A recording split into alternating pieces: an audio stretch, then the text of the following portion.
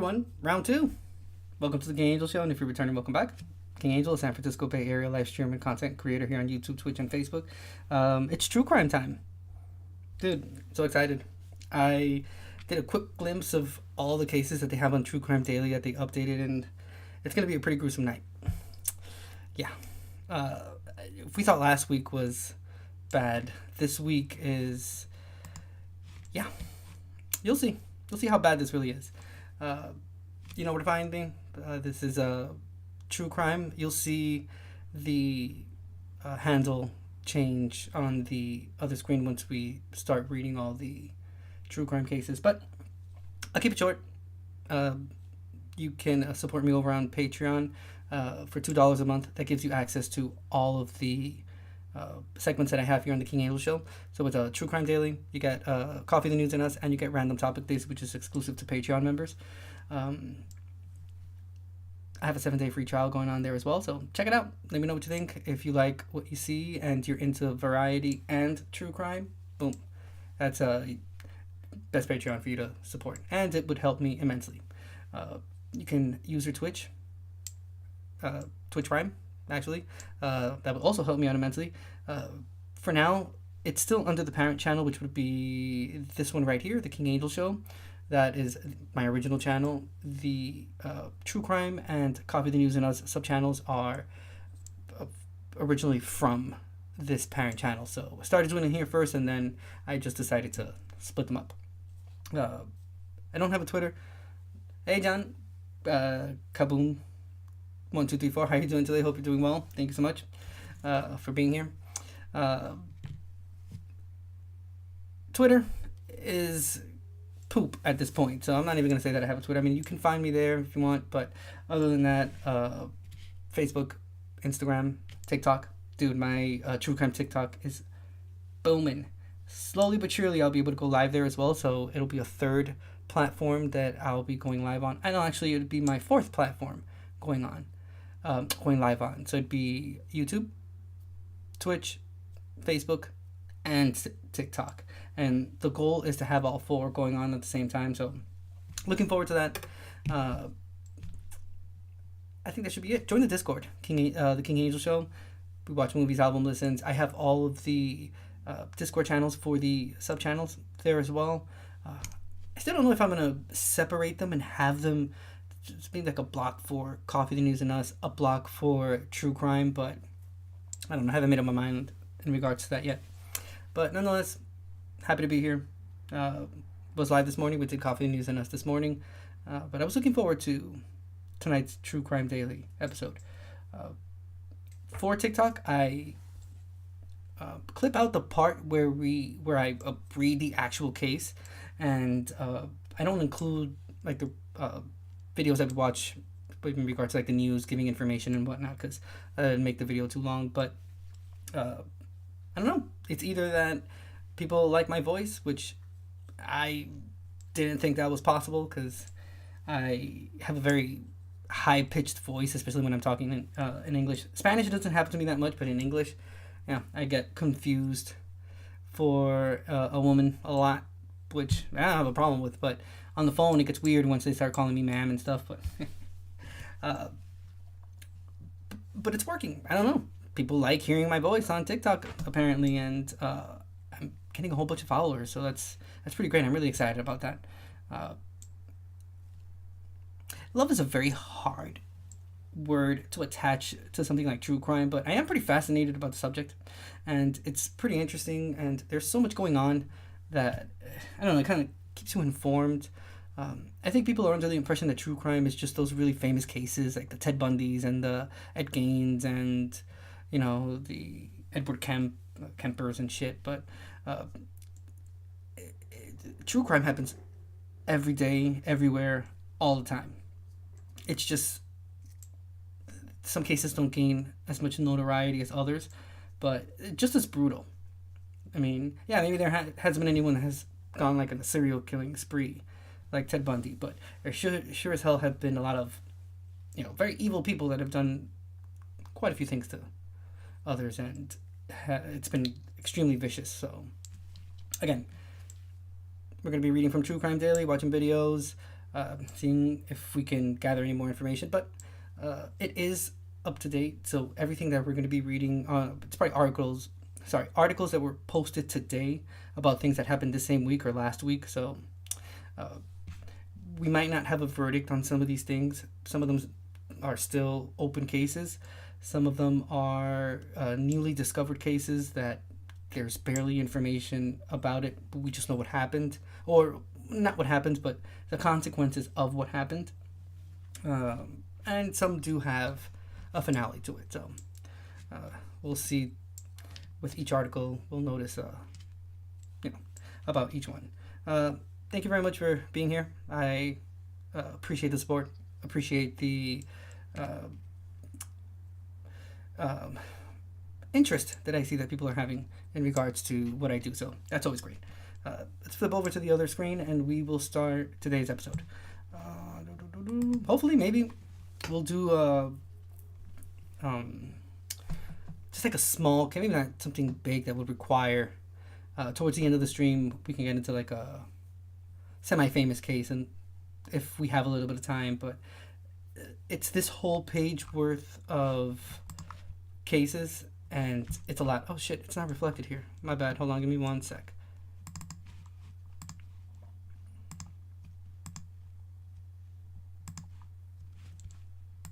Sweet.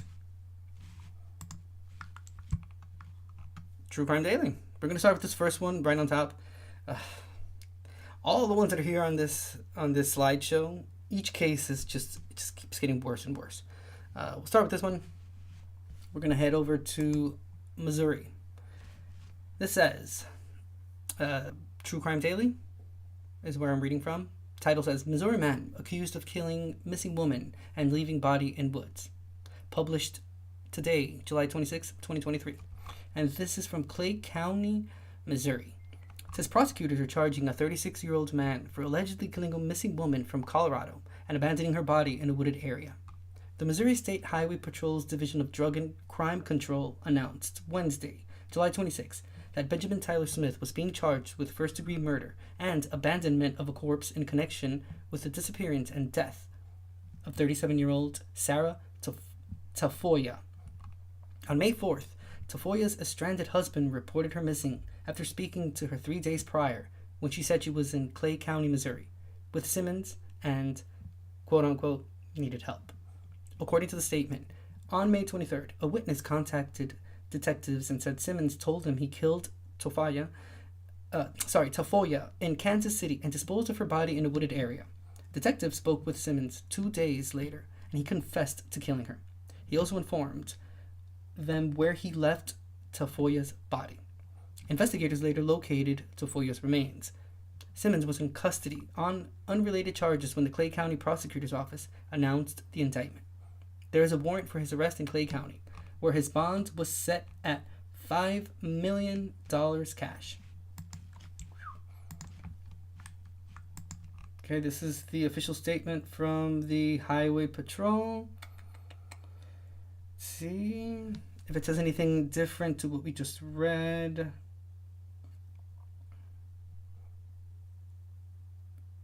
Nah. Same information. Not giving anything new.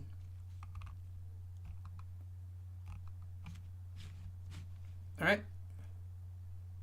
It's crazy. Let's move on to the next one. If I don't see a link on the bottom of the webpage of the article that we just read, that probably means that it's a pretty new case, and obviously the one we just read, he hasn't been arrested yet. So like I said, we know the consequences of what happened. We sort of know what kind of happens, but not how it happened. So that is still up in the air, and I'm guessing that's why there isn't any information about it. We'll move on to this next one. Ohio babysitter charged after child suffers life-threatening brain injury. Reading from TrueCrimeDaily.com, published July 25th, 2023. This is from Springsboro, Ohio. And it says, a jury indicted a 30-year-old babysitter this week after a child in her care was hospitalized with life-threatening injuries in April. On April 3rd, the Springboro Police Department responded to Redbud Drive to a report of a 20-month-old child who had been severely injured at her babysitter's home. The toddler was transported to Liberty Children's Hospital and then to Cincinnati Children's Hospital's main campus, where she remained in the intensive care unit for several weeks. According to WXIX-TV, the victim's babysitter, Megan Carson, told police she was caring for two children at her home when they bumped into each other. She reportedly said the child seemed uninjured at first, but the victim soon began showing symptoms of a seizure. Carson called the child's mother and brought the 20-month-old to the hospital, WXIX reports. Medical staff reportedly told officials the victim came in with a swollen face and brain injury, and they didn't think the toddler would survive. Damn. Shit. Police said the Warren County Prosecutor's Office presented the case to a grand jury last week, and on Monday, July 24th, Carson was indicted on charges of felonious assault and child endangerment. Police booked Carson into the Warren County Jail, and she is awaiting arraignment. Police have not provided an update on the toddler's condition. Damn. Crazy. Okay, let's check out Fox19.com. This title says, a babysitter arrested after child arrives at hospital unresponsive, police report. Let's see what Fox has to say. This was written by Jessica Schmidt, and it was published July 24th, 2023. So let's see what it says. Breaking now, a local babysitter is facing an assault charge after a child in her care ended up with a brain injury. Jessica Schmidt has more on this indictment at the Alert Desk. And this is coming from Warren County. That's where a grand jury indicted Megan Carson for felonious assault and endangering children. She's accused of causing harm to a 20-month-old child who was in her care. Springboro police say Carson brought the little girl to Cincinnati Children's Liberty campus on April 3rd. Carson said she'd been taking care of two kids at her home in Springboro and claims the kids had ran into each other. Carson police say claims the 20-month-old seemed fine after it happened until she started showing signs of a seizure. Carson told officers she then called the child's mother and took the girl to the hospital. Now, staff members at the hospital told police the toddler came in unresponsive with a swollen face and a brain injury. Investigators have not said what they think happened to the girl that ultimately led to these charges against Carson. Now, in April, hospital staffers told police they did not think this little girl would survive her injuries. Oh, no. Police have not given us an update on the child's condition. At the Alert Desk, Jessica Schmidt, Fox 19 Now. Shit. Damn, that sucks. I mean, when she was indicted, I wonder what happened. What would, push this person to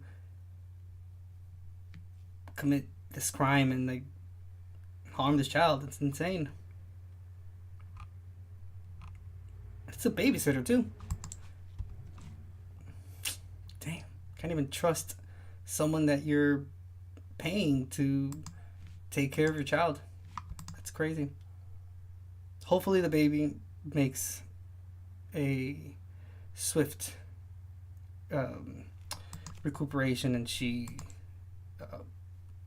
I'm not really sure if they specify if the baby is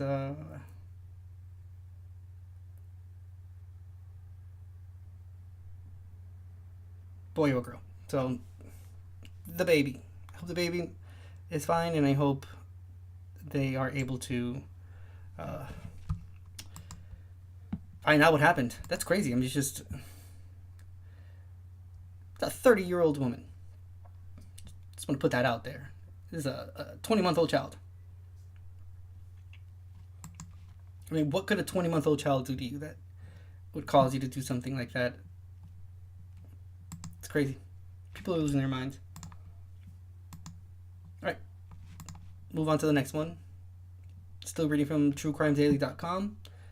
Arizona mom, son, arrested after he allegedly killed and dismembered his father. Lit remains on fire. Damn. July 25th, 2023 was when this was posted. This is in Casa Grande, Arizona. And it says, police arrested a 32-year-old man for allegedly killing his father, dismembering his body, lighting the remains on fire with his mother's help, and holding a family at gunpoint. Wow. According to a statement, on Monday, July 24th, at 1:43 a.m., the Casa Grande Fire Department responded to a structure fire on the 200 block of North Brown Avenue and saw a person running from the property.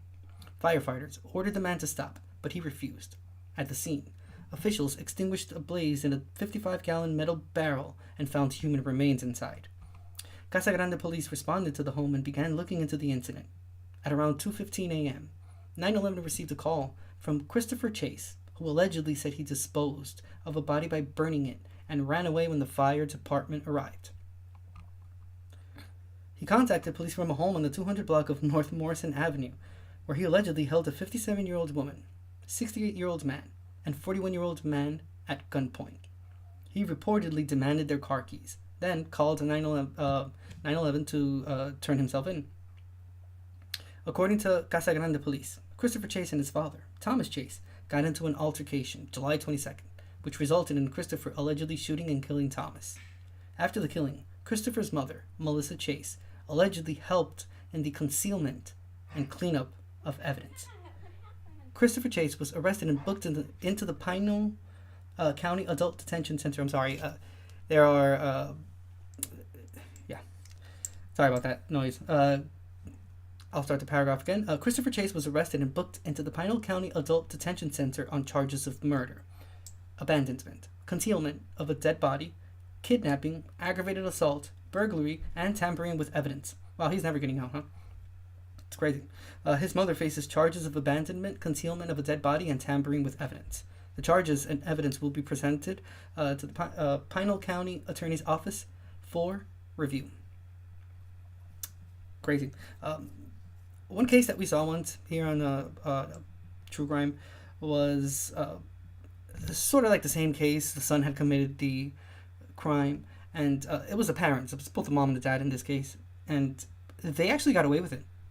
The son did not, but his parents were able to evade doing any time after helping their son like dismember and burn the body and shit. It's crazy. In that specific case, again, I don't remember the name.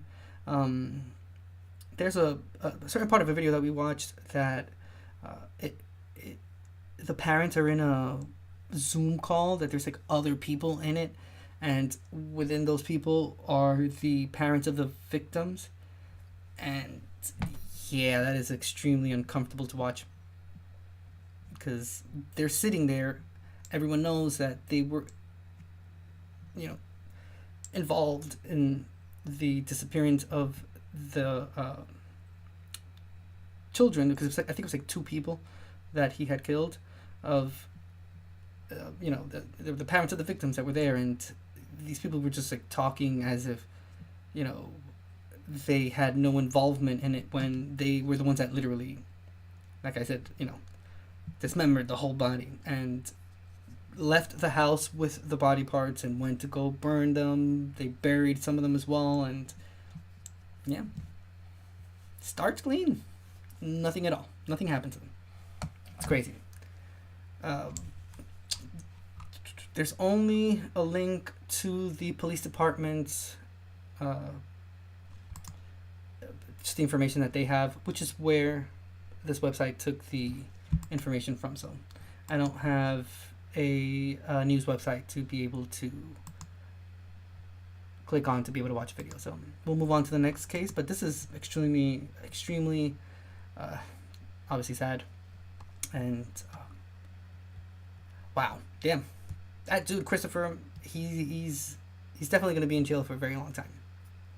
He has 1, 2, 3, 4, 5, 6 charges against him, and a lot of those charges are like felony charges that he will be doing a very long time for.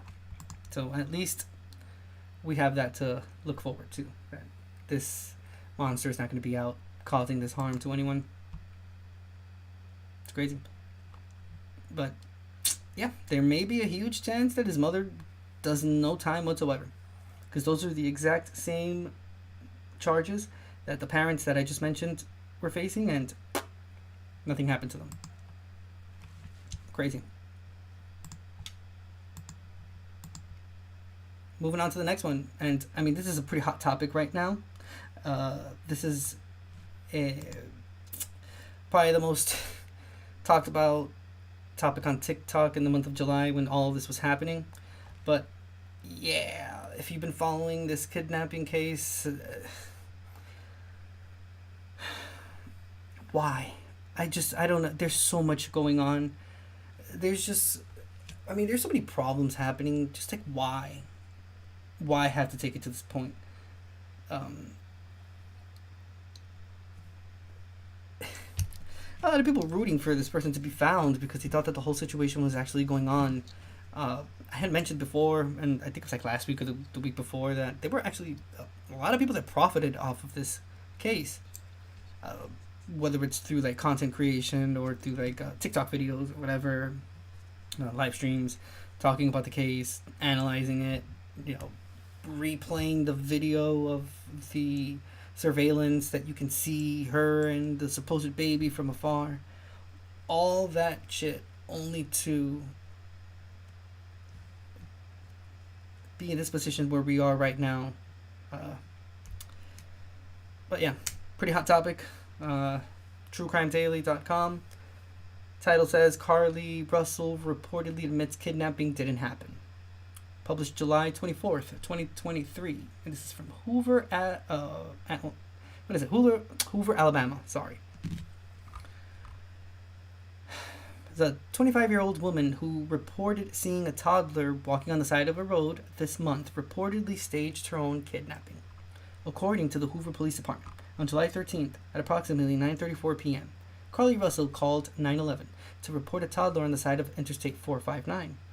Russell allegedly called a family member as she stopped to check on the toddler. In a press conference, Hoover Chief of Police Nicholas Dursis said Russell's mother heard her daughter scream and the line remains open. Police responded to the scene and found Russell's wig, purse, cell phone, Apple Watch, food she had recently ordered, and a few items she purchased from Target inside her vehicle. Police identified Russell as a missing person, and Dursis noted that it sparked national attention and resulted in a search for her. No one else reported seeing the toddler, and Dursis said there was no evidence of a child abduction. 2 days later, at approximately 10:45 p.m., police announced that Russell had returned home, and Hoover fire medics transported her to a local hospital for evaluation. According to Dursis, Russell told detectives she saw the baby, called 911, and when she went to check on the child, a man came out of the trees and mumbled that he was checking on the baby. Russell allegedly claimed the man, who had orange hair and a big bald spot, picked her up and she screamed. Dursis said Russell reclaimed that the man forced her into a car, and the next thing she remembers is being in the trailer of an 18-wheeler. Russell reportedly told detectives the man was with a female, but she didn't see her and could only hear her voice, as well as the sound of a baby crying. According to Dursis, Russell said she made it out of the 18-wheeler but was caught again and blindfolded. However, she said she was, quote-unquote, not tied up because the captors said they did not want to leave impressions on her wrists. Russell reportedly said that the man and woman took her to a home, forced her to get undressed, and she believes they took pictures of her. Russell told detectives she does not remember them having any physical or sexual contact with her. According to Dursis, Russell recalled waking up the next day, and the female gave her cheese crackers. Russell then allegedly went back into the vehicle and escaped before running through the woods and making it home. Dursis said Russell sustained a small lip injury and head pain. Additionally, officials noticed a tear in her shirt and $107 in cash in her right sock. According to Dursis, police were not able to corroborate most of Russell's original statement to detectives. During an investigation of Russell's search history, detectives noted she looked up how to take money from a register without being caught, the Birmingham bus station, a one-way ticket to Nashville, and the movie Taken, Dursis said. She had also searched whether you have to pay for an Amber Alert.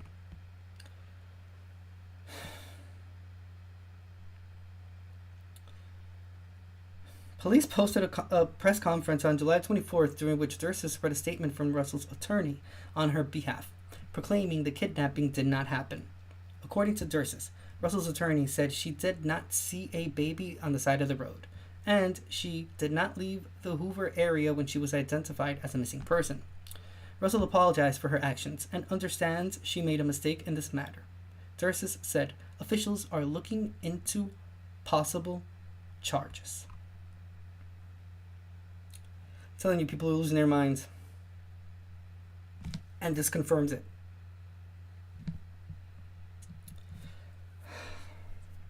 Sis. Really?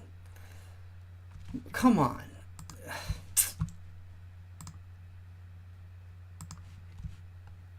First of all, it takes away from actual cases that are happening. That's number one.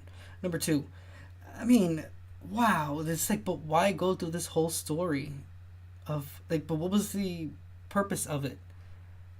I just don't understand. It can't be clout because, maybe it was the attention. Maybe she needed the attention coming from all these different sources, and I don't know, but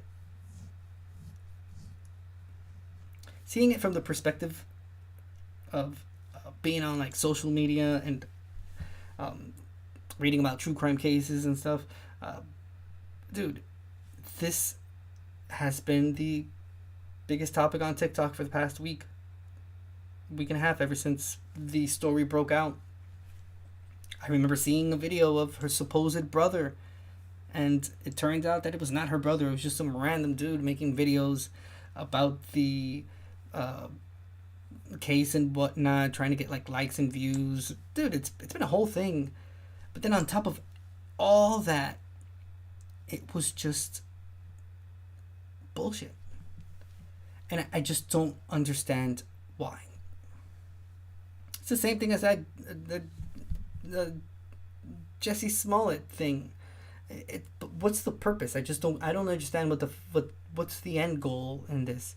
I mean, was she supposed to make like money off of this? I mean, is she supposed to profit off of it? Was someone profiting off of the case and then they were gonna split the money in half? I mean, there has to be an end goal to this, because if it's just attention, I mean, like, wow, really? You're gonna face charges for this sort of attention? That's insane.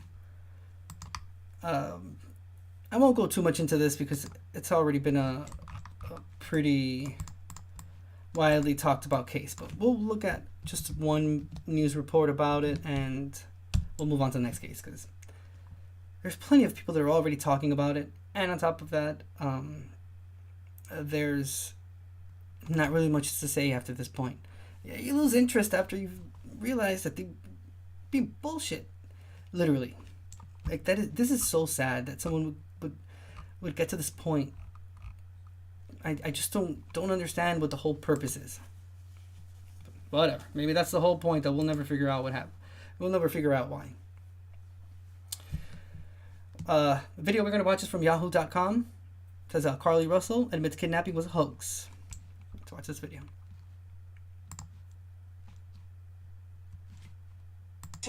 Surrounding the Hoover, Alabama, have more questions surrounding the mysterious case of Carly Russell, a 25-year-old woman who vanished on July 13th after local authorities say she placed a 911 call about seeing a child on the interstate. In a July 19th press conference, investigators share that Carly has told police she was abducted following her 911 call. In a statement given to police, Carly says she was captured by a man and a female accomplice who she never saw. The nursing student told investigators she was blindfolded and eventually moved to a house, then a car, that she later escaped before making it back to her family's home on July 15th. However, Hoover Police Chief Nick Dirtzes says there is no threat to public safety. He shares that the department has received no other calls about a small child on the interstate. He also details a number of searches investigators discovered in Carly's recent internet history. On July 11th at 7:30 a.m., the term "you have to pay for an Amber Alert" was searched.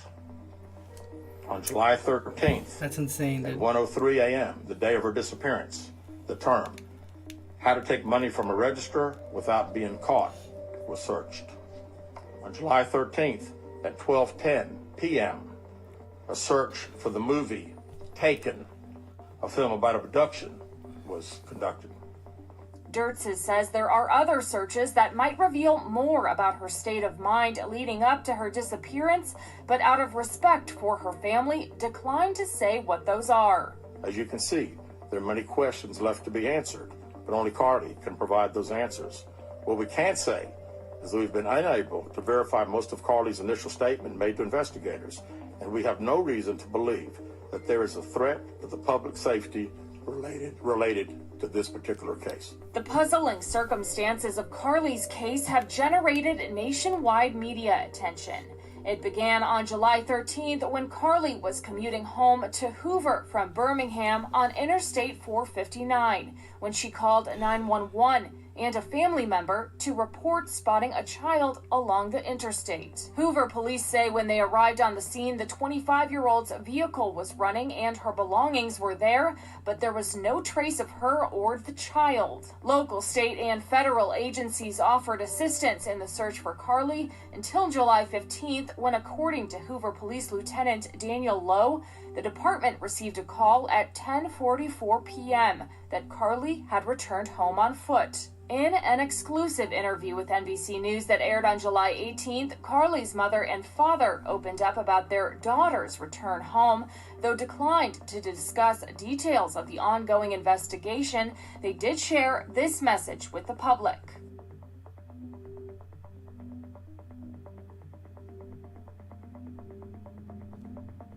Do you believe that there's an abductor still out there?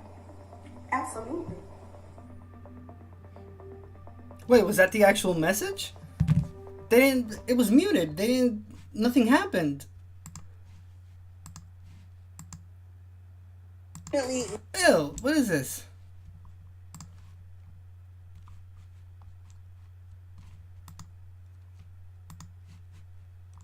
Home, though declined to discuss details of the ongoing investigation, they did share this message with the public.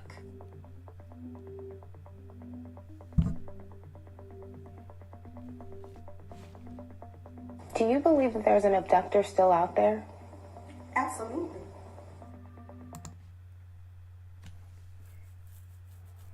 Well, I guess the message wasn't that important then, because they didn't leave that part in it. Wow. Is there enough going on? Like, lady, do you not have, like, issues? Like, problems going on in your life? I have a whole slew of problems happening to me. I'm pretty sure you watching me have a whole bunch of problems. Dude, there's so much going on in the world. Why? I just don't understand. Like, but what? Like, what are you doing with this? If it would at least have some monetary finale to it, like, you're gonna make a whole bunch of money off of it, but you left, like, your car and all your stuff. It's crazy how there were a lot of people that speculated from the beginning with this. And there were a lot of people on TikTok that were, like, over-analyzing the whole case and whatnot, but not a lot of people did believe that it happened, but there was a good chunk of people that did not.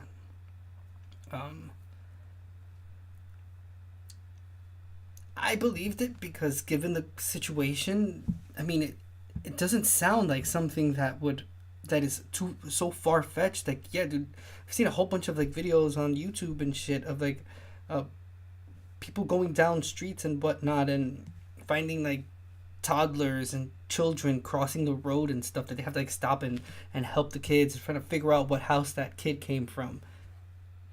So, I mean, it's not, you know, a complicated conclusion to jump to that, yeah, there could have actually been something that happens, because, yeah, stuff like that happens, but, wow, for it to have all been a lie, you left your car there and all your belongings, everything, and it was all a lie. That, in and of itself, sounds weird. I don't know, man. I don't even know. But then again, I mean, it's just weird all around. It doesn't make any sense. It doesn't make any sense at all. I don't know, man. It's just like, why destroy your future? I just don't get it. I just don't understand. Like, this person would have so much to lose. Not only that, it's gonna get charges pressed against her as well. So you have all this to lose. It's like, why? I don't know. No. Maybe I'm just overestimating the situation. Yeah, I said it correctly. Overestimating the whole situation, and I'm harping too much on something, but it's just it's weird. I don't know. We'll move on to the next case. We are heading to Florida. It says Florida man allegedly killed pregnant partner, unborn child, and himself in front of several people. We are still reading from truecrimedaily.com, published July 24th, 2023. This is from Polk County, Florida. And it says, the Polk County Sheriff's Office is investigating a suspected murder-suicide that reportedly left a 21-year-old pregnant victim and a 26-year-old man dead last week. The Polk County Sheriff's Office said a fatal shooting occurred Friday, July 21st, shortly after 7 p.m., near a home on Central Avenue West in the Inwood area of Winter Haven. Riley Groover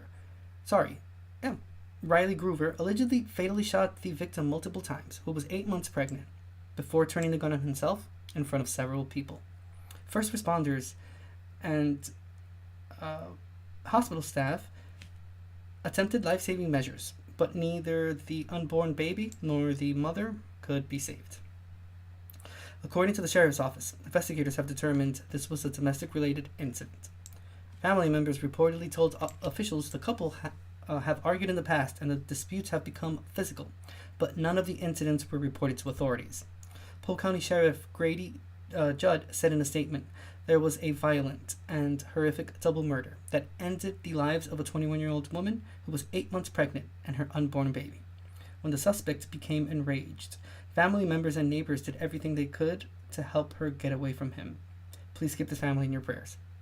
Groover has been arrested before for aggravated assault and domestic violence, records show.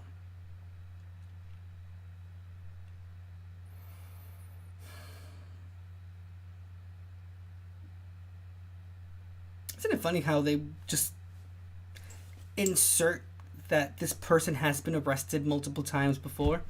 Kind of begs the question, what was he doing out? I don't know. This bond system sometimes, it's so weird because even like cases where there's like domestic violence and stuff like that, sometimes they have postings for like bond and stuff, which, I mean, what? I don't know, man. I don't know. And then, yeah, man, the only ones, could have done it to himself and not have to. Jeez, crazy. This one has no video, but just look at this. I mean, it's just this soulless eyes. There's nothing there. There's nothing behind there. There's nothing. Actually, from my angle, like watching this image, it kind of seems like he has like just like black eyes, like just like completely black eyes, like you see in the movies when people are like possessed. I mean, it could be possessed by an alien. Could be possessed by anything that you think is weird or evil. This looks like it's currently possessed by it because it's in the eyes, and you can see those eyes. Evil. Crazy. Whatever. I don't understand what he was doing out. That perplexes me a lot.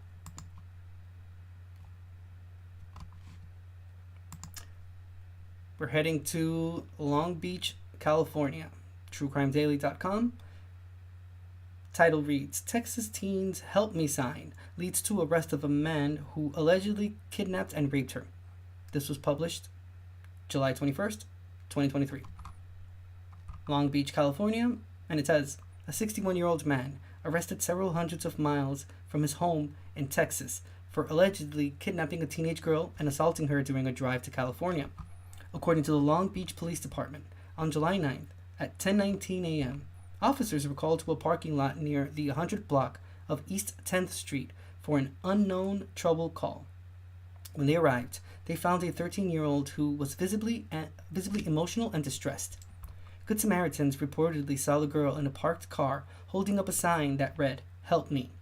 The witnesses contacted 911 immediately after seeing her note.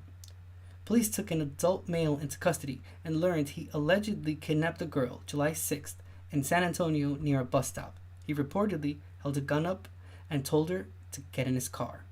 Detectives from the sexual assault response team determined the victim had been sexually assaulted during the trip, and other investigators discovered a replica gun that looked like a semi-automatic pistol. The suspect, Stephen Robert Sablon, now faces federal charges for kidnapping and transporting a minor with intent to engage in criminal sexual activity. But he had already sexually assaulted her, so... okay. According to the U.S. Attorney's Office for the Central District of California, on the day of the kidnapping, Sablon allegedly pointed a gun at the victim and said, "If you don't get in the car with me, I am going to hurt you." The teen complied because she was afraid for her life. Sablon reportedly asked the teen her age, and she told him she was 13 years old but had a friend in Australia.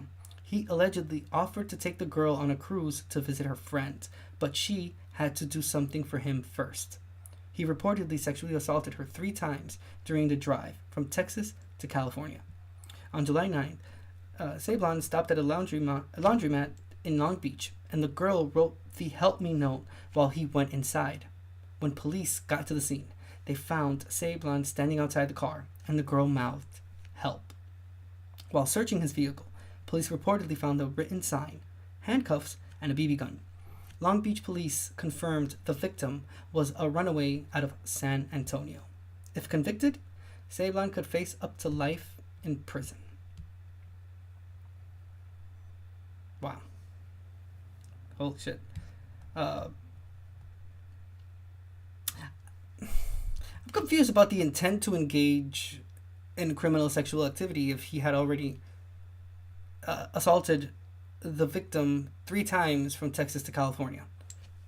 Shouldn't he be convicted for straight up doing that instead of an intent? I don't know.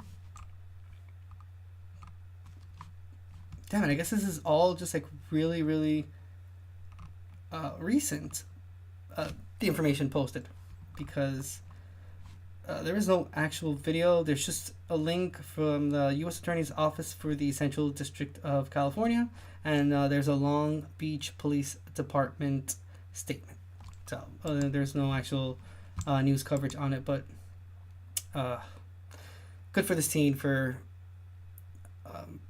thinking quick and taking that opportunity to be able to save herself. Yeah, it's crazy. More so, this situation that happens a lot.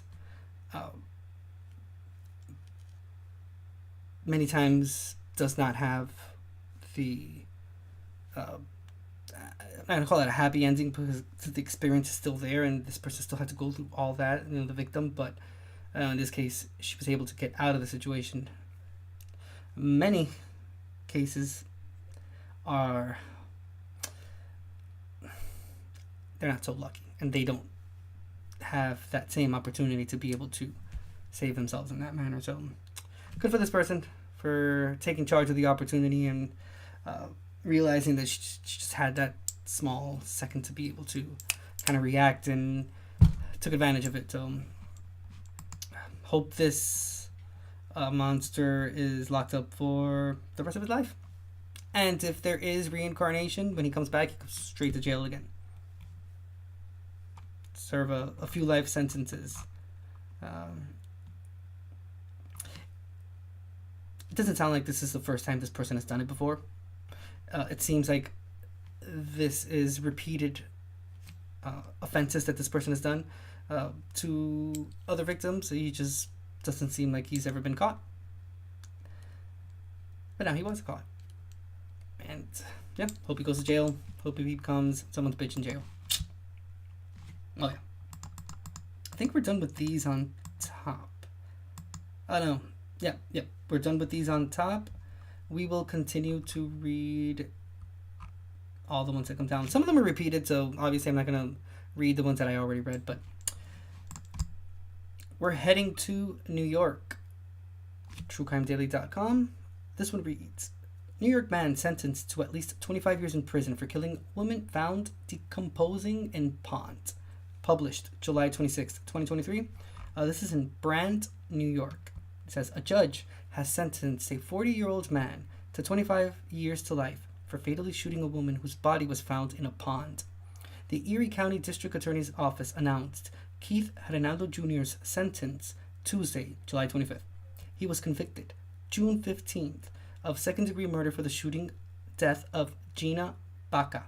The sentence is the maximum the judge can impose. According to the District Attorney's Office, Renaldo shot and killed Baca on June 26, 2021, with a shotgun and left her body in a wooded area. She was reported missing and found several days later, on July 1st. The Buffalo News reports Baca was shot 3 times, and her decomposing body was located in a pond near Route 438. According to WIVB-TV, Renaldo and Baca were in an on-again, off-again relationship. Wow. Crazy. Shot her 3 times with a shotgun.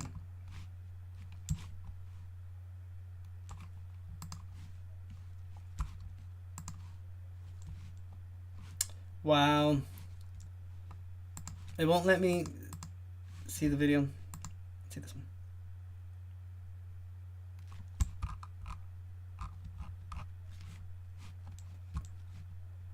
No video on this one. This one has the same information that we just read on True Crime Daily. So I won't jump into this. Wow. Let's see. Maybe we'll find a video on Google if we...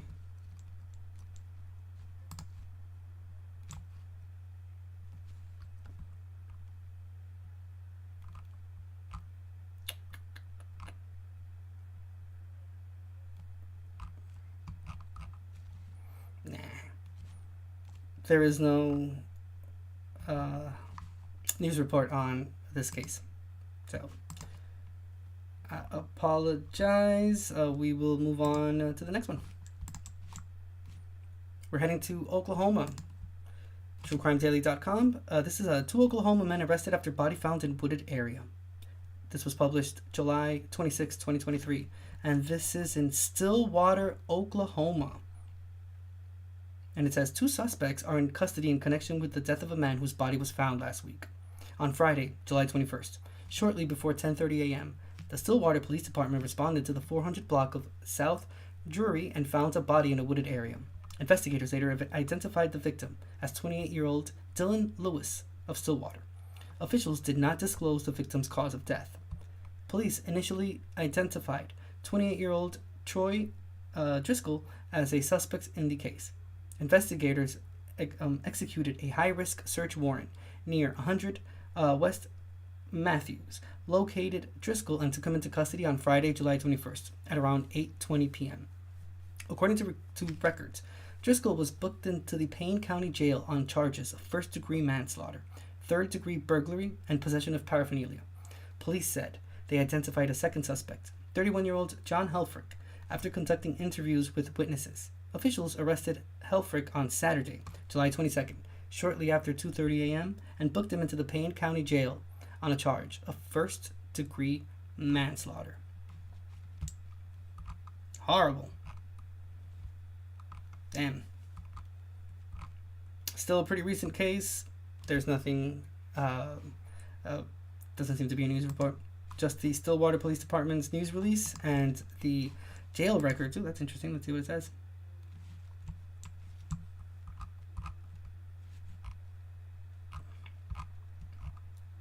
Well, here's one of them. All of his charges right there. It's a lot of people. A lot of people. I was not expecting to see all the inmates like that. Crazy. Mind you, this is all public information. I literally just clicked on the Payne County jail records.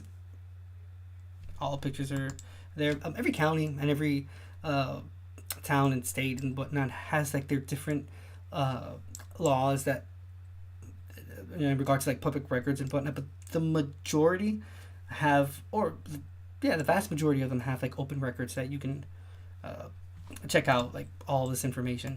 For example, where I lived in Northern California, they also have like the they publish the phone calls. So in the newspaper or there's like a website that's for the town, they would publish all the phone calls that were made to 911. And that in and of itself is it's hilarious because small towns, people call the cops for like the weirdest things. So you just read through it and some are just like bullshit things, but some of the phone calls that they receive are like, holy crap. I don't remember them that much. I remember one of the calls was like a cat. Another one was a neighbor dispute and whatnot, but sometimes the calls would get a little weird. Not gonna lie.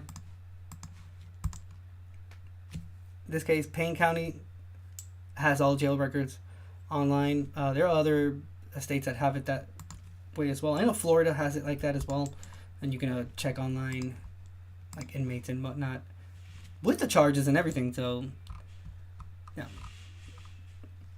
just so there's no mistake in who you're looking for. TrueCrimeDaily.com. We're going to Boston.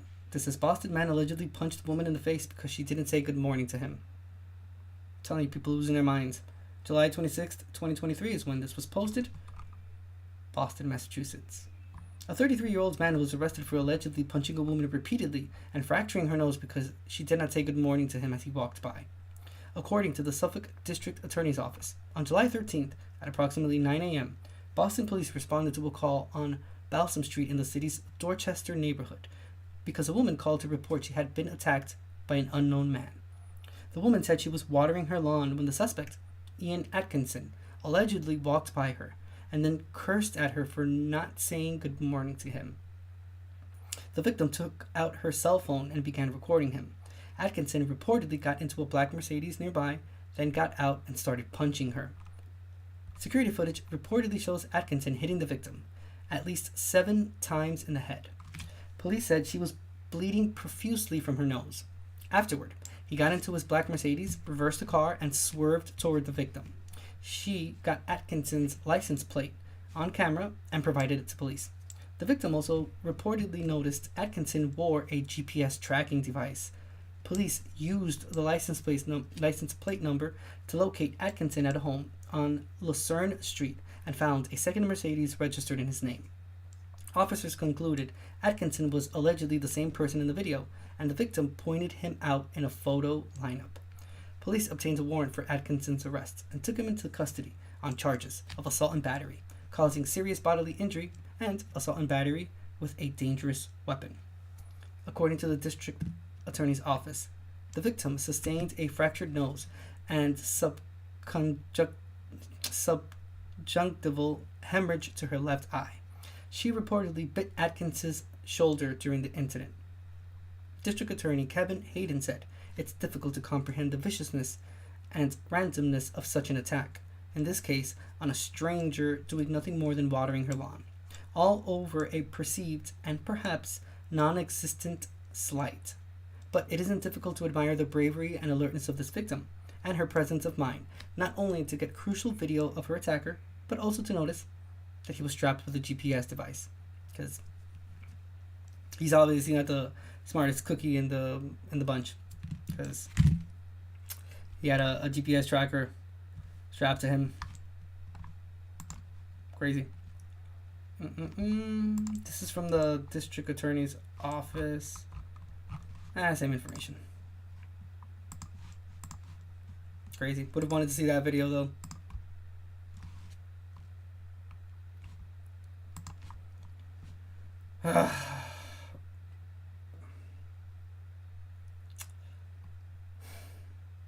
TrueCrimeDaily.com. Maryland father arrested after 6-week-old infant hospitalized with fractured bones. Published July 26, 2023. This is from Frederick, Maryland. 33-year-old father faces child abuse charges after his baby was treated for multiple fractured bones this month. On July 19th, Child Protective Services reported possible child abuse to the Frederick Police Department after a 6-week-old infant was transported to the Frederick Health Hospital and then to the Children's National Hospital in Washington, D.C. for several fractured bones and other severe injuries. According to police, detectives conducted interviews with local residents and medical staff and searched the home where the alleged abuse occurred. Police then identified the victim's father, Keith Lewis, as the primary suspect, because of course. Police located Lewis on Friday, July 21st, and booked him into the Frederick County Detention Center on a charge of first and second degree child abuse. Police say Lewis appeared in court for a hearing on Monday, July 24th, and his bond was reduced to $10,000. Officials did not provide an update on the infant's condition. Wow. It's the child's father. That's insane.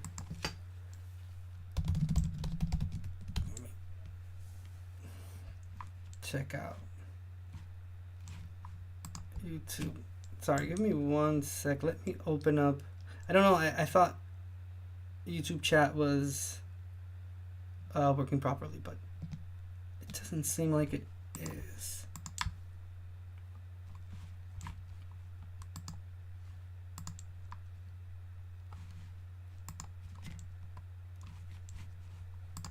Sorry, just 1 sec. I'm just checking on Twitch chat, YouTube chat.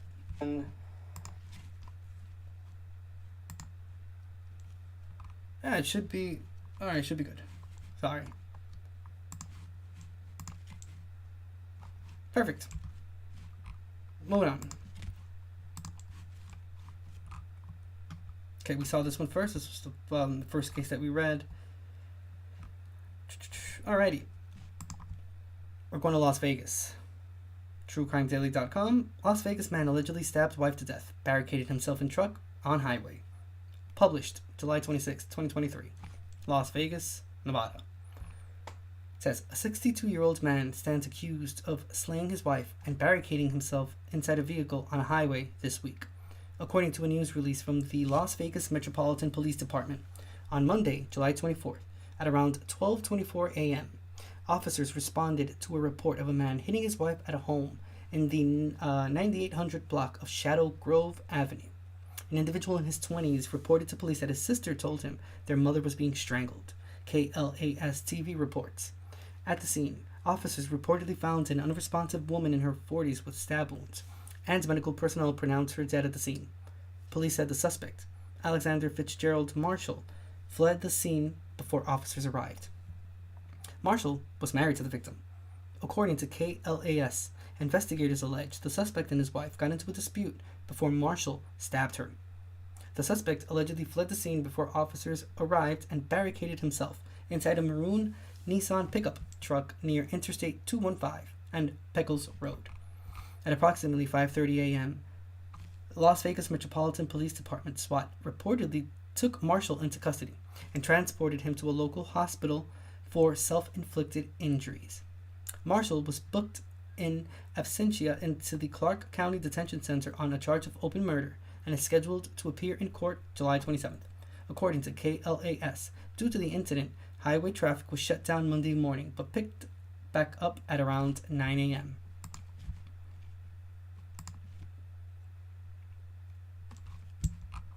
Let's see. Oh.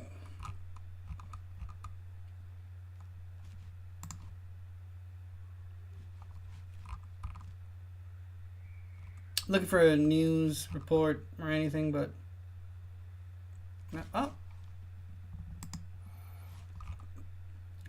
yes, these are the ones that are always here right behind me, and I saw it pop up now, so I'll take the ad blocker off and we'll see what the news says about this.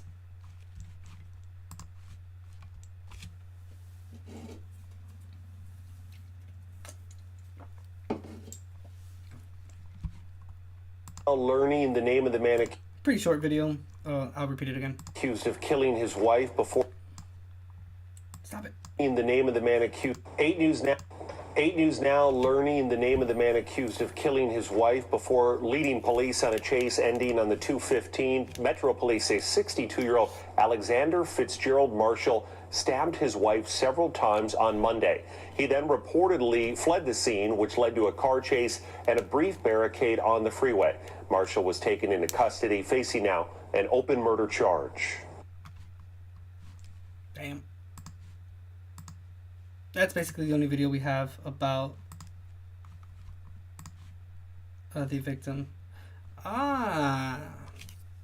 Inmate information search. I'm not gonna search his name. It's not worth that shit. But yeah. Another thing detention centers or prisons have is you can search for the inmates in there.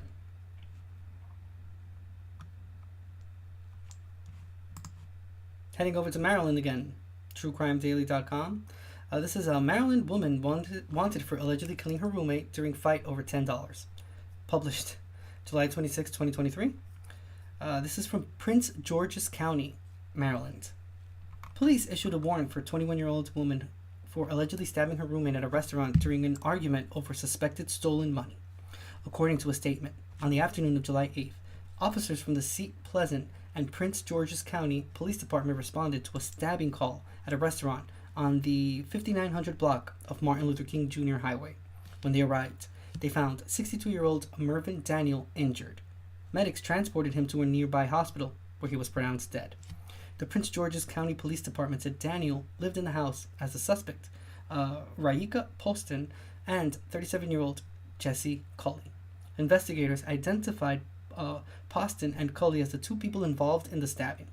Police arrested Culley this week on a charge of accessory after the fact and have issued a warrant for Poston's arrest for first-degree murder and other related charges. The statement says Daniel was stabbed during a dispute. According to court documents cited by NBC Washington, Poston and Culley began arguing with Daniel at the restaurant where Daniel worked. She and Culley reportedly left the restaurant but came back and she fought with him over $10 she said was missing. Then she allegedly said in the restaurant, "I will kill everybody in this store." Poston reportedly stabbed Daniel with a bread knife. Oh shit. And she and Culley ran through a back door. Officials found Daniel's body in the bathroom. Wow. Do you understand how hard you have to stab someone with a bread knife? You're not really... It's a bread knife. It's not meant to be sharp like that. So, just imagine the amount of strength that has to go into stabbing someone like with something like a butter knife. The name in and of itself tells you what that's best for. Butter. Insane.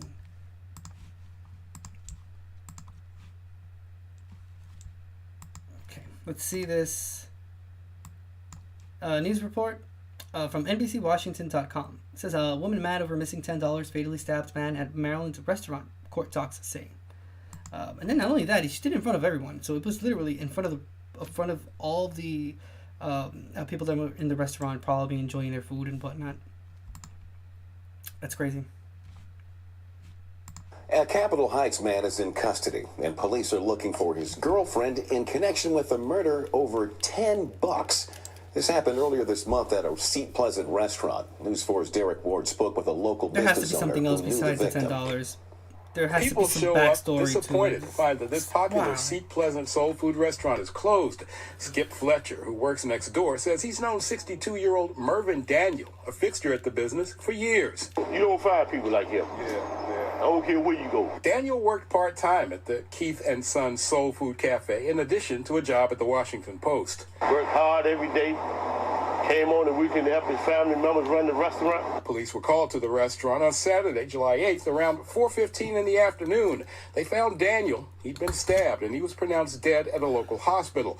Police are looking for Rakia Poston in connection to the stabbing.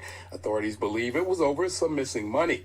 According to charging documents, Poston and her boyfriend, Jesse Cully, who's now in police custody, showed up at the cafe and got into an argument with Daniel. After employees separated them, Cully and Poston left, but only briefly. And I saw her go across the street.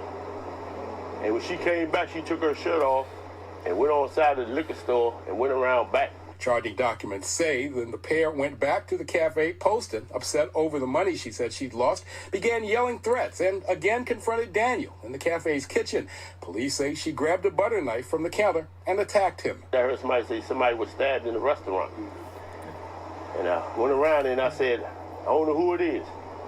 But when I got to the back door, it was Mervyn. Mervyn Daniel was born in Scarborough in the Republic of Trinidad and Tobago. Police say he shared a house with the suspects in his murder, Rakia Poston and Jesse Cully.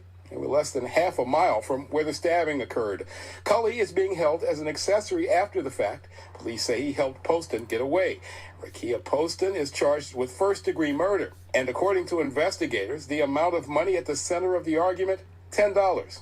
$10, the worth attached to a working man's life. I just miss him, man. And I wish it wasn't him. In Seat Pleasant, Derek Ward, News 4.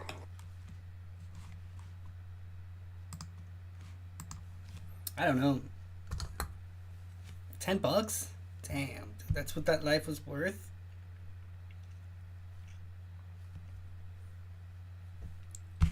I don't understand what people are thinking.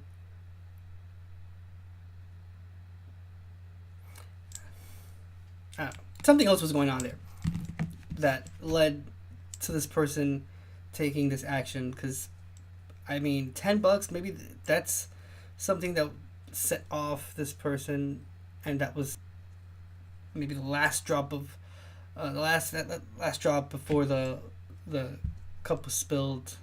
But I'm not saying that Marvin had anything to do with it, but speaking solely about her, yeah, something else happened, because the $10 story is not cutting it out for me. But then again,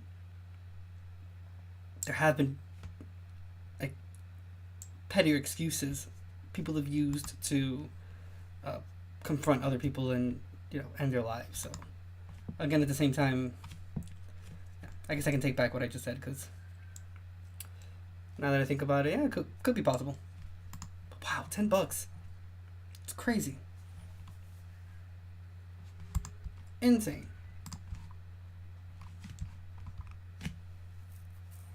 Moving on to the next one. Let's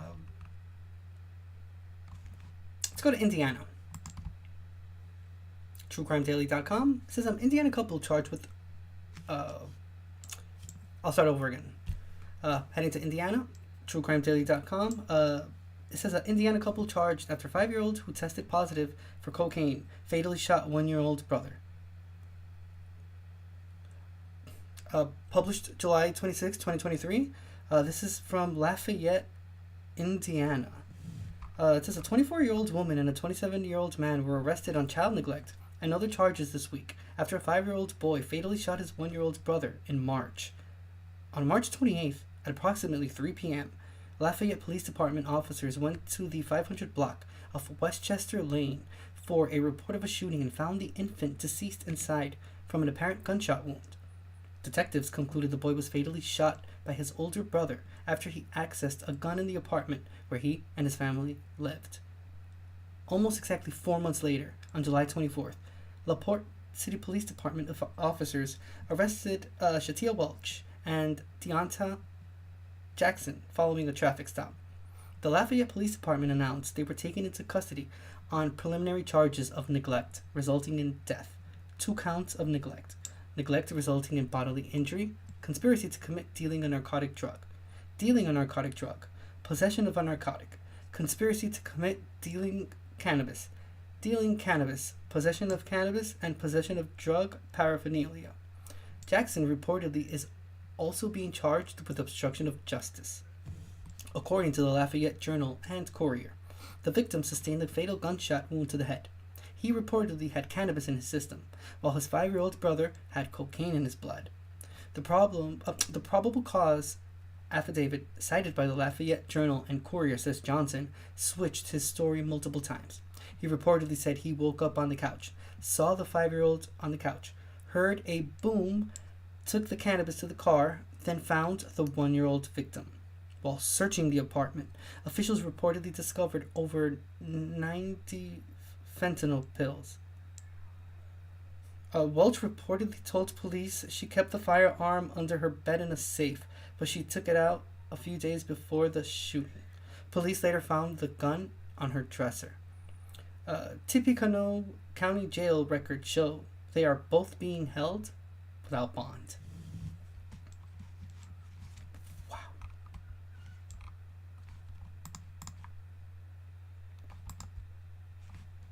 Okay. So I guess trying to see if there's anything to add from jconline.com. Parents charged in shooting death of 1-year-old son, written by Ron Wilkins for the Lafayette Journal and Courier. Published July 25th, 2023. Just trying to see real quick if there's any sort of information that could that just additional information that we can find in regards to this. If not, I'll just put it on Google because it's actually pretty interesting.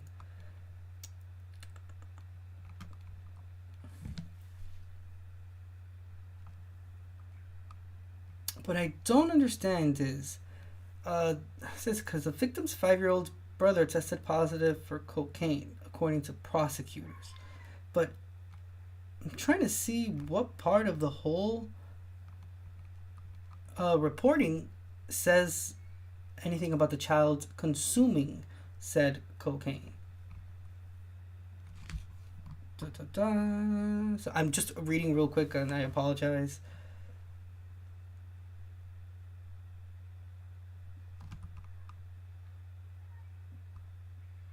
And the 1-year-old had cannabis in his blood.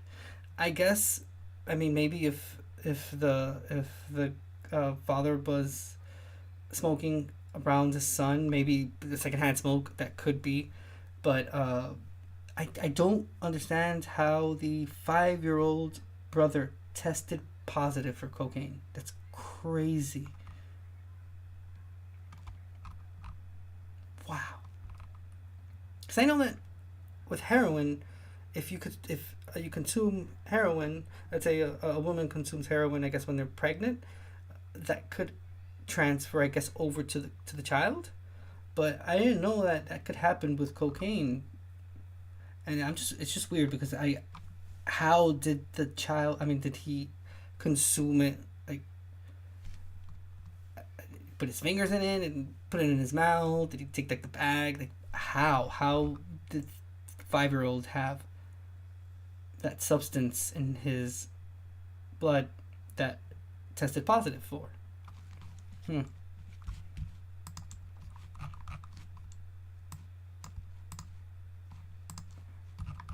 I think this couple is this title is I was reading the title when I said a couple, but the title could help us a little more in finding a good article about it. What I will do is like that. So let's see.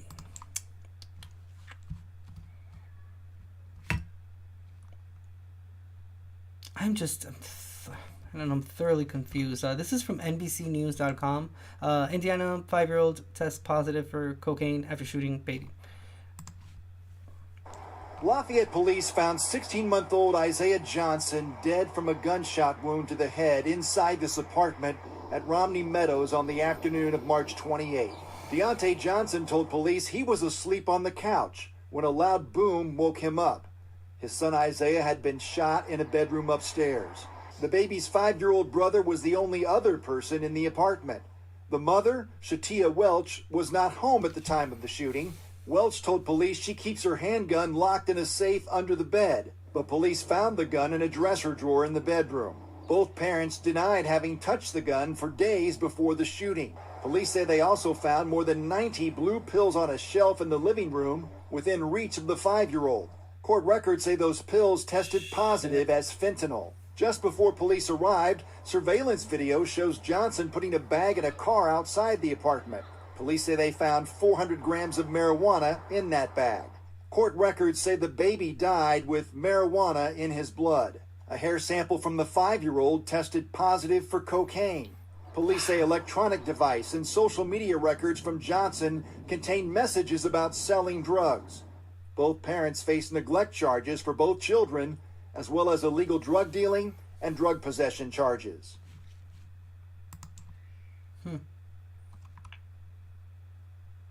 Even if they're drug dealers, it still doesn't explain how the child had that substance in his blood. Like, it wasn't even like a urine test or anything. It was like a hair follicle. So, so that we can like kind of be on the same page. I'm also curious. I'll ask. Let's see. Which drug test is more effective? Blood tests. Huh. Interesting. Okay, so the most accurate drug test. We're reading from ReliaLabTest.com. So yeah, I just asked which drug test is the most accurate. So it says the winner of the most accurate drug test is, drum roll please, blood tests. They may be more intrusive than other methods, but blood tests are well regarded as accurate and comprehensive. Hair tests and sweat tests can be particularly poor when it comes to accuracy. Interesting. External contact with a drug or even the smoke from a drug can throw a false positive. Okay. So,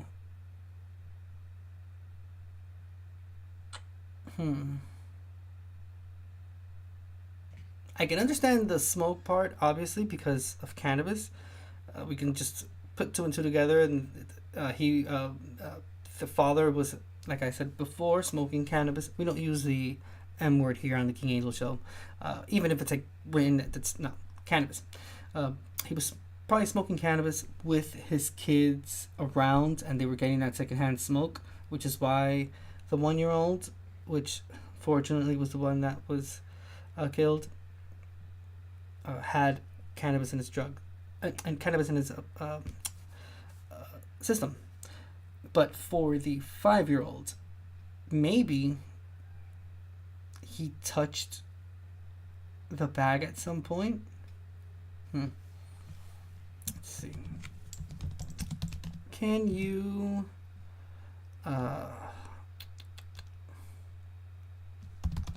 okay, so let's see. Can you hide from skin contact? Okay, so I asked, can you get high from skin contact cocaine? Just, in case like the child put his fingers into it or something.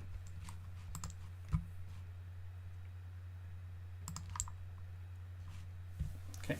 This is from pubmed.ncbi.nlm.nih.gov. Wow. It's on National Library of Medicine. It's a National Center for Biotechnology Information. And it says on the dermal absorption of cocaine.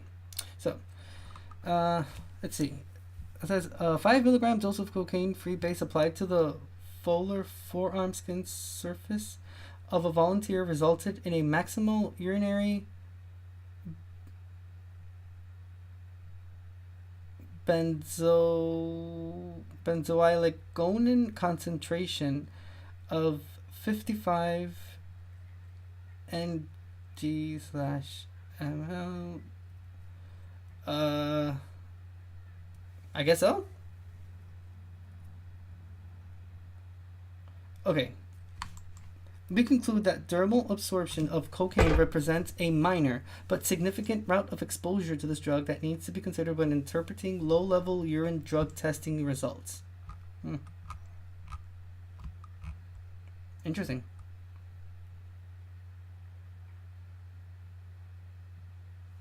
So, I guess there is a chance that, yeah, maybe the child did come in contact with that bag at some point, and maybe they put his fingers into it or something, or had some type of contact with it in his skin that was absorbed. I mean, it does say it's only like it it's just a minor.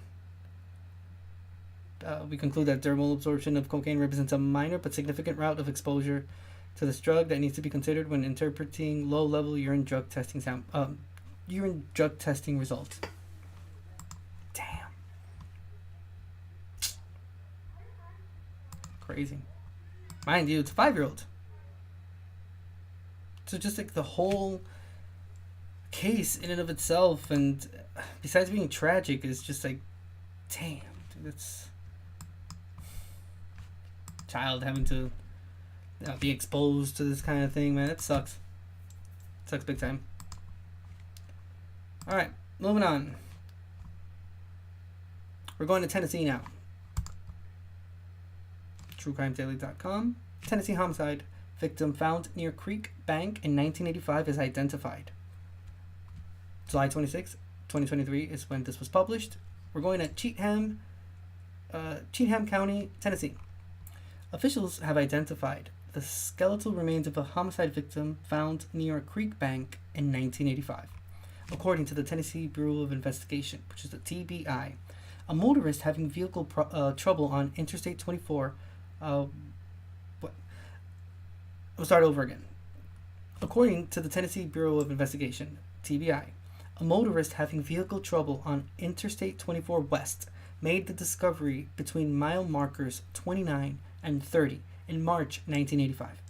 Forensic anthropologists at the University of Tennessee concluded the victim was a white female who had been dead for 2 to 5 months before her remains were found. Despite their efforts, investigators were unable to identify the woman at the time, and the case went cold, the TBI said. She was then classified as a Jane Doe. More than 3 decades later, in April 2018, the University of Tennessee Forensic Anthropology Center sent a sample of the victim's remains to the University of North Texas Center for Human Identification, and they created and entered a DNA profile into the Combined DNA Index System, which is CODIS, and the National Missing and Unidentified Persons System. In December 2022, the TBI sent a sample of the remains to Othram Inc. to help identify the Jane Doe as part of the Unidentified Human Remains DNA Initiative. Investigators were reportedly able to locate possible family members in Virginia. According to the TBI, agents communicated with the victim's potential brother and discovered he had a sister he had not heard from in more than 4 decades. TBI agents took a DNA sample from the potential brother, compared it with the victim's DNA using forensic genetic genealogy, and Othram Inc. was able to identify the victim as Michelle Lavone Inman of Nashville. No arrests have been made in connection with Inman's death, and TBI agents have asked for the public's help in determining who killed her. The power of technology. Evident here. Without it, they would not have been able to put a name to someone that was found, killed back in 1985. So that's 38 years ago. Crazy how it's great minds coming together to create machinery and hardware and software and research and all this shit to be able to get to the point of creating methods that help solve cases. I mean, think about it. It's 38 years of never knowing what happened to your sibling. And this is just this one case. Think about all the numerous other cases around, spread all across the U.S. Hell, spread all across the world that have not been able to be solved because of lack of technology. Many of them, when cases are reopened or, the families pressure police into continuing on with the case, because of all of these advancements in technology, dude, they've been able to resolve cases and, convict people. And in this case, put a name to someone that did not have one associated to them, just like Jane Doe and whatnot. Hey, man. Out of all the stories that we read today, not stories, cases, I'm sorry. Because it's true crime cases, they're all true. At least this one, albeit it doesn't have a happy ending to it, but, I mean, at least there's a little bit of closure for the family, and, at least they're able to know who it was and can give a proper goodbye to that person, or to the victim in this case. Let's head over to Texas. TrueCrimeDaily.com. Texas man sentenced to life for sexually abusing family member is found dead. Published July 25th, 2023. And we are in Galveston County, Texas. A man facing life in prison for sexually abusing a family member was found dead this week after failing to show up for his last day of court, according to a news release from the Galveston County District Attorney's Office. A judge sentenced Richard Duplessis on Thursday, July 20th, to life in prison. On August 12, 2022, the child victim came forward and reported that Duplessis had been sexually assaulting her since she was 6 years old, from May 2021 until February 2022. Police arrested Duplessis, and a jury indicted him for continuous sexual abuse of a child. In November 2022, Duplessis posted $250,000 bond, KPRC TV reports. According to the District Attorney's Office, on Tuesday, July 18th, Duplessis' trial began, and the jury heard testimony from two other victims who accused the suspect of sexually abusing them when they were children. During the trial, prosecutors reportedly showed text messages that revealed the nature of inappropriate communication between the suspect and the victim. The District Attorney's Office said the jury deliberated for less than 10 minutes before returning the guilty verdict. Chief Assistant District Attorney Renika Henson said in closing arguments that the defendant took advantage of the victim's trust and innocence. Henson added, the defendant has shown he is a predator and he preys on young girls that can't protect themselves. According to the District Attorney's Office, Duplessis failed to show up for his final day of trial, and officials began searching for him on an open warrant for his arrest. The search for Duplessis ended this week, on Tuesday, July 25th, when a neighbor noticed an odor and discovered that Duplessis had hanged himself at a family friend's home, KPRC reports. Prior to his recent sentencing in 2016, Duplessis reportedly sexually assaulted a child in Galveston County and was found guilty of a lesser charge of endangering a child. The next year, in 2017, KPRC reports he allegedly sexually assaulted another child in Harris County, but that case was dismissed. Fucker. Archie, you monster. Man.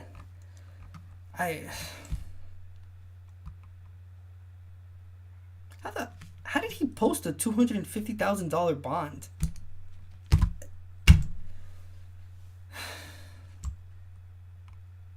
That is some bullshit. Should have been arrested. He should have been kept in jail. Period. Point blank.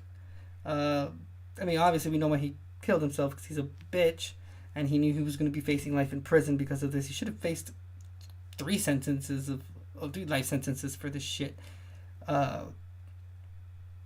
I've talked about it before here. I've seen like TikTok videos of us. It's this one dude that he was released from prison, but he was there for a while, and he just like tells stories of things that have happened, that he's seen, that have happened in jail and whatnot, and the many interactions and whatever.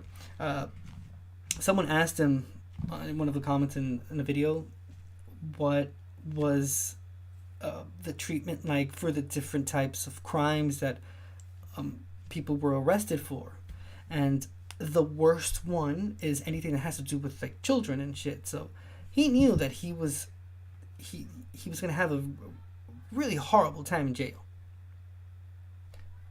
But yeah, he did what any other guilty ass fuck bitch would, I guess, do, and he hanged himself. Would have been great to have seen him face jail and be incarcerated, and yeah, again, they don't take too lightly with people arrested for crimes like this. And that dude in that video, he repeats it a lot. So it's not just like a passing thing. He explicitly says, and like I'm not gonna talk about it now, but he tells a story of what they did to one, and let's just say the group of inmates that were like zoned in on hurting this person because of the crimes that he committed. Yeah, dude, they did that shit, and they planned it out for an extensive period of time. So it wasn't just like like jumped him or something. Like no, they coordinated the whole thing, and yeah, let's just say that person is 6 feet under. Yeah, very brutally. A lot of people don't have anything to lose, so I think this monster knew it, and he didn't want to have to face the repercussions of his actions. Jeez. Okay. Let's see, this is from KPRC. Let's see if they have a video. Something that we can watch.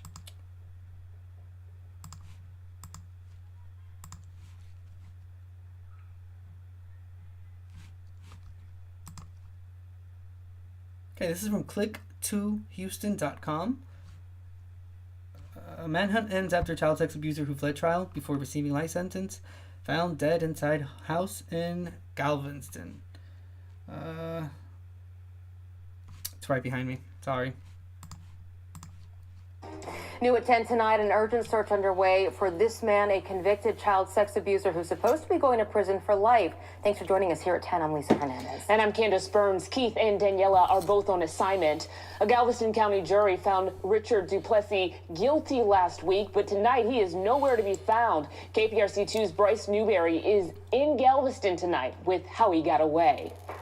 Richard Duplessis showed up to his trial here at the Galveston County Courthouse 2 days in a row, but on the third day, when he'd learned his fate, he was not in the courtroom, and now 5 days later, that intense manhunt is underway. 41-year-old Richard Duplessis is on the run tonight after a Galveston County jury deliberated for less than 10 minutes and handed down a life-in-prison sentence. Not only was he found guilty, the jury determined that he needed the maximum punishment in prison. The maximum punishment for continuous sexual abuse of a child after his September arrest by Galveston police when a family member claimed he abused her. She outcried that he had started sexually abusing her from around the age of 6 or 7 until she was 8. Duplessis got out of jail on a $250,000 bond in November. During his trial last week, 2 past victims testified against him. In 2016, he was accused of sexual assault of a child, but got convicted of a lesser charge of endangering a child. Then in 2017, he was accused of the same crime again, but Harris County court records show the case got dismissed. It's really important that we find him. Once caught, a judge will read Duplessis his life sentence before he's taken to state prison, where he won't be eligible for parole. It's a very weird situation. In my career, it's never happened before. Tonight, the U.S. Marshals Gulf Coast Violent Offenders Fugitive Task Force is following every lead they get in a very active search for Duplessis. They're asking for anyone with information about his whereabouts to contact the Galveston County Crime Stoppers. On the island tonight, I'm Bryce Newberry, KPRC 2 News. All right, thank you, Bryce. This was like obviously before the search for the fugitive fugitive who sexually assaulted an underage relative has ended. Investigators say 41-year-old Richard Duplessis took his own life. His body was found at a family member's house in Galveston. Dude, what a fucker, bro. Not only did he commit these horrendous crimes, but then he did this in someone else's house. He didn't even do it in his own home. Like, bruh, you couldn't even have the decency of doing that shit in your own house. Have someone else have to clean up all that shit and have to live with that trauma of having someone having done that in their home. They probably have to move from there. Obviously, you know that house is probably going to be devalued now because it's on the news. How are they going to keep that away from people like real estate agents and whatnot? They have to disclose the stuff that happened there, or I would imagine that that's what they would do. It's not very hard to put the address on Google and try to find out if anything pops up on a news report, and if they do that, they're gonna find this. So wow, like all around like horrible, like piece of shit. Jeez, let's move on.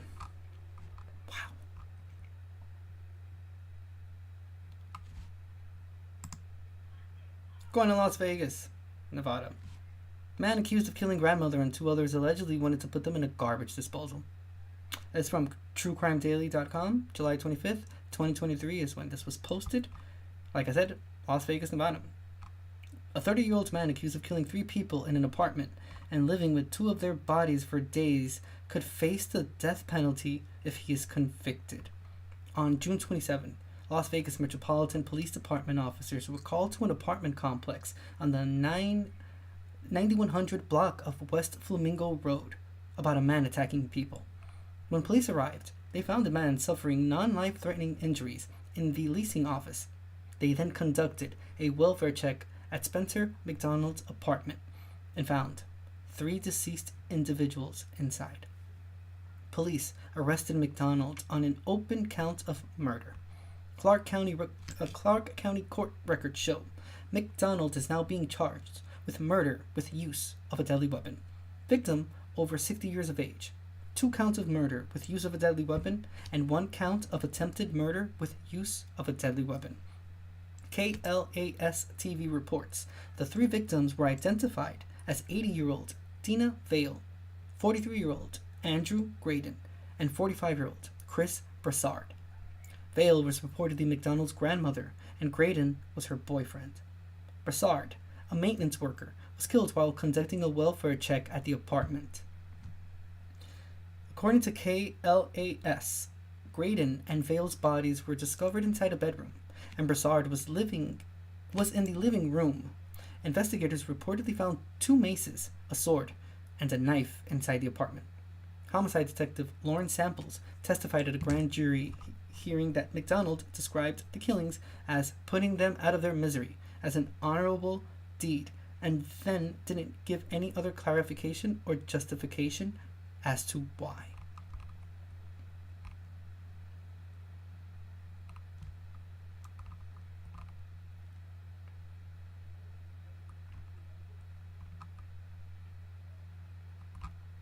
McDonald allegedly said he didn't call anyone after reportedly killing the victims, and he had a plan to chop them up with an axe and put them in the garbage disposal. But then he realized that was probably going to be a little bit more work than he planned on. Following the killings, McDonald reportedly continued, just kind of going about his weekend by getting coffee and going to the gym. KVVU TV reports. Detective Jennifer Santiago also testified at the hearing and spoke about finding a butcher knife on the carpet and a sword on Vale's bed. There was also a serrated knife, but investigators did not find any blood evidence on it.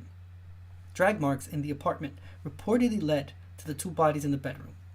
According to KVVU, Santiago said Vale suffered numerous sharp force injuries to her face and the left side of her body. Graydon was found with stab wounds to his chest and blunt force trauma on his head and neck. Santiago said a blunt instrument struck the top of his head, causing it to split, adding it was cracked like an egg. McDonald allegedly spoke about killing his grandmother and told detectives how surprised he was how long the body continues to move after. Records show prosecutors filed a notice of intent to seek the death penalty. KVVU reports the grand jury returned an indictment 1 minute after deliberating.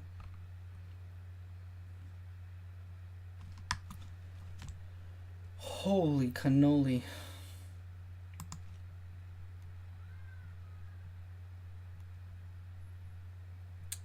8newsnow.com. Crime scene photos reveal more about Las Vegas triple homicide. Let's see if this. Reveal more. I guess this is part of this. Wow. Crazy. About the gruesome crime scene photos obtained by our E! News Now investigators reveal more about the gruesome scene of a triple homicide. Vanessa Murphy first uncovered how problems with non-emergency line 311 may have contributed to the tragedy 3 weeks ago. Well, now Vanessa has more from court about evidence at the center of the case. Police say Spencer McDonald told them he put his victims out of their misery and described the killings as an honorable deed without justifying why. Now, this is just some of the testimony the grand jury here heard before making the decision to indict McDonald on 3 counts of murder and 1 count of attempted murder. Who's coming, ma'am? An employee at the Rancho de Mirage Apartments calls 911 after Spencer McDonald leaves apartment 2005 and a bloody crime scene with 3 bodies of his grandmother, a man who lived with them, and an apartment maintenance worker. Witnesses describe McDonald walking outside with this weapon. He's carrying like a big pipe, and he's threatening people. Sorry. Okay. So I don't know if he's off medication or what. Do we think he might be paranoid or hallucinating or something like that? Hey, your guess would be better than mine, ma'am, to be honest with you. Okay. But I know he's disturbed, I can tell you that. Shortly after, McDonald is... Hold on. Let me see if I can find the video on the video section of YouTube. That way, it'll be a little bit easier to watch it, because having it like right on top of me, you can't really see anything. Yes.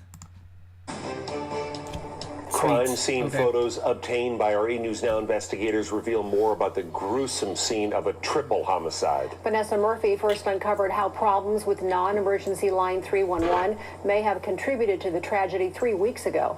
Well, now Vanessa has more from court about evidence at the center of the case. Police say Spencer McDonald told them he put his victims out of their misery and described the killings as an honorable deed without justifying why.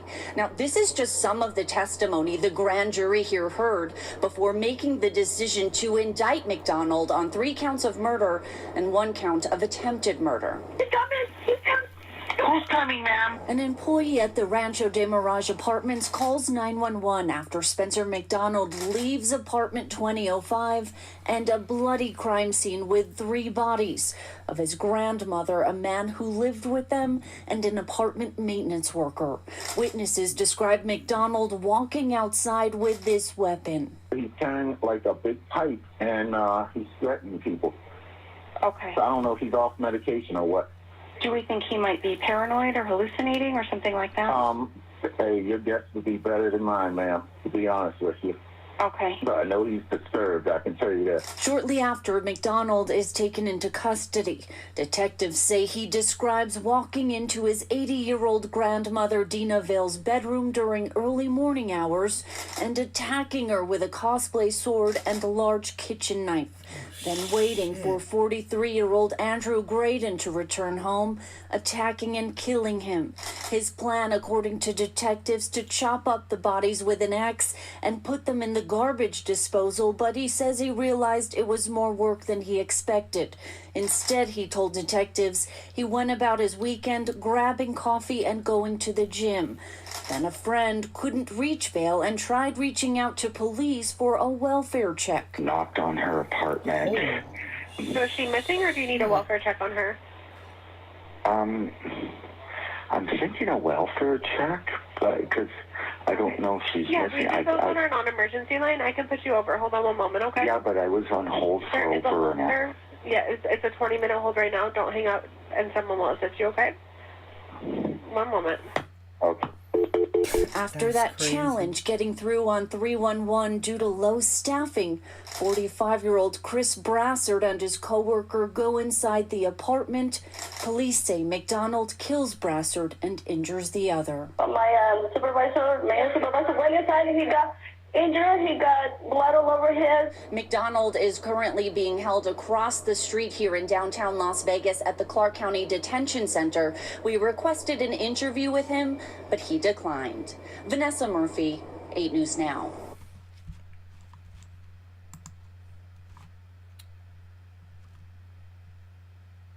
Wow. That is crazy.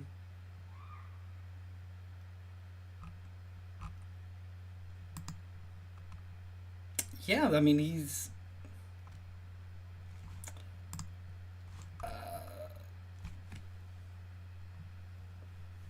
yeah, he's...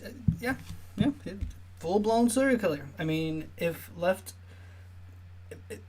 wow, if they wouldn't have caught him, he would have, like, probably gone on some kind of like, killing spree or something like that. Dude, this... I mean, holy shit. He looks... yikes. Okay, you shouldn't like judge people by their looks, but he's already arrested, so I mean we can judge him a little bit. We already know what he did. Just a hideous crime, like holy shit. But yeah, definitely this dude looks like he's missing a couple of screws in his head. Damn. That is crazy. 3 people lived with their bodies for 2 days, was going about his life, went to the gym and stuff. Unbelievable. Obviously believable because it happens, but just like the situation in and of itself, it's crazy. At the beginning of the stream I mentioned I focus more on true crime daily and things that are happening now. I mentioned before because there's obviously lots of content creators that talk about like cases that have happened in the past, of like really famous cases and stuff like that. But like everyday true crime is pretty crazy, and it's like a 24-hour thing. It's a pretty big country. There's a lot that happens here. I mean, that's why if you come into this webpage every day, there's something different on posted, because there's just shit happening all the time. And again, these are only things that are being reported because they have like either they're convicting someone or the case has been brought to light and whatnot. But there's plenty of cases of situations that don't make it to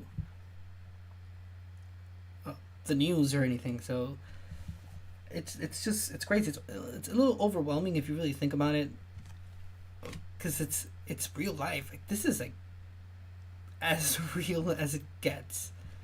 And while there all those other cases, and then like I mentioned, like the Ted Bundys and all these other ones, Charles Mansons, and they're all like they're those are really big cases of things that have actually happened and stuff. And the level of manipulation and like all of that goes with those big cases. It's interesting, but dude, everyday life, holy crap, it's even more scary. At least that's my personal opinion. Okay, this could be your neighbor. This could be your cousin.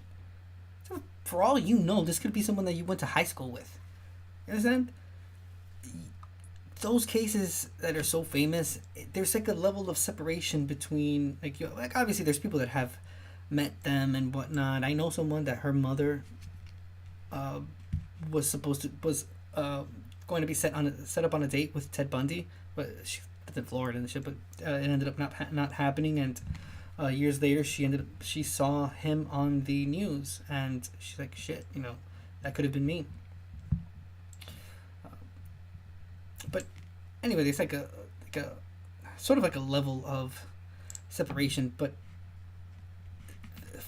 this specific website and all of these things that happen on a daily basis and that you see on the news, I don't know, it's in my opinion, like I said, it's a lot scarier because it could happen to anyone, and it could be happening and you don't even notice.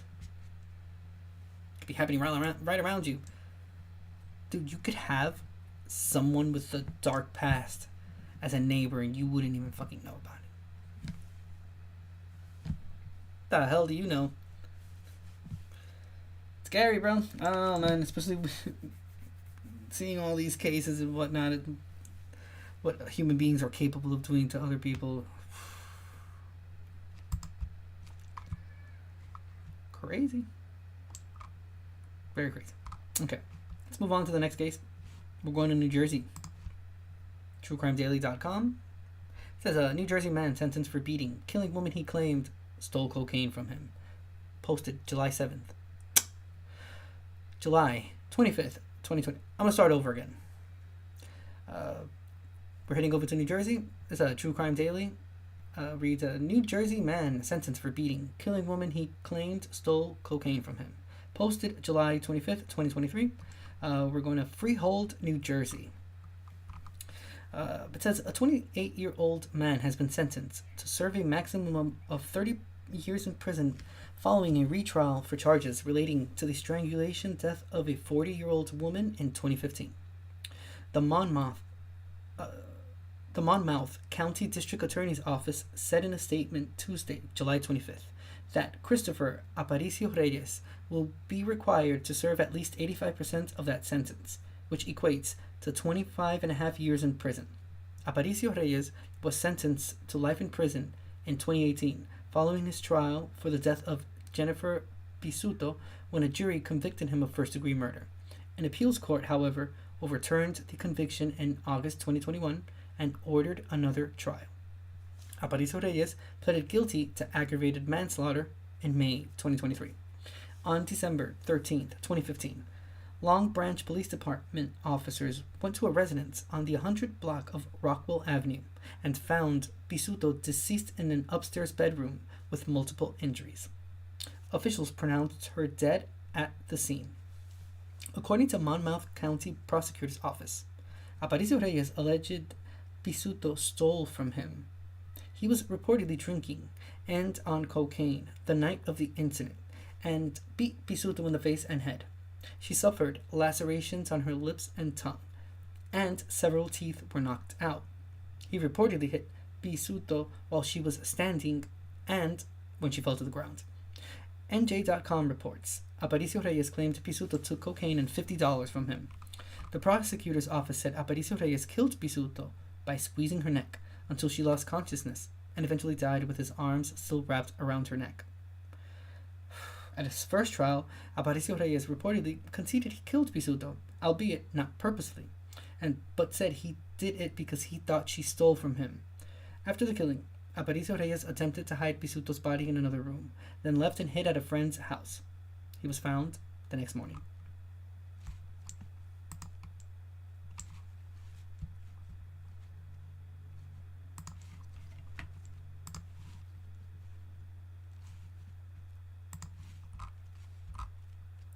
Boom. No video.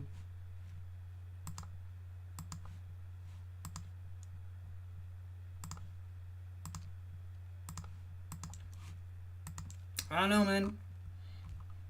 That's not a reason to commit a murder. It's crazy. Holy shit. Alright. We're heading to New York. TrueCrimeDaily.com. It says a New York man pleads guilty to killing father of 3 in pool hall, shooting and fleeing to Florida for years. Published July 25th, 2023. And this is in Suffolk County, New York.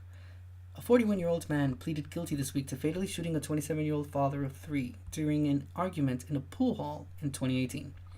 The Suffolk County District Attorney's Office announced July 24th that Alejandro Vargas Diaz of Port Jefferson pleaded guilty to second-degree murder and criminal possession of a weapon in connection with Albert Luis Rodriguez Lopez's death. On July 22nd, 2018, Vargas Diaz and Rodriguez Lopez reportedly got into an argument at a Port Jefferson pool hall when the victim punched Vargas Diaz in the face, knocking him to the ground. The district attorney's office said Vargas Diaz then ambushed Rodriguez Lopez in the establishment before shooting him in the back, neck, and shoulder. Rodriguez Lopez died from his injuries at the pool hall. According to the district attorney's office, Vargas Diaz fled the state, and Suffolk County Police later found the 9mm pistol he used on the Setauket Port Jefferson Greenway Trail hidden in a tree. In a news release, the Flagler County Sheriff's Office announced June 18, 2021, that deputies located and arrested Vargas Diaz in Florida with the help of the U.S. Marshals Task Force. He was charged with carrying a concealed firearm and possession of a fictitious identification card in Flagler County, and booked into the Perry Hall detention facility. Several months later, in November 2021, the district attorney's office said Vargas Diaz was extradited to Suffolk County for his arraignment. He is scheduled to be sentenced on September 13 and faces 23 years to life in prison.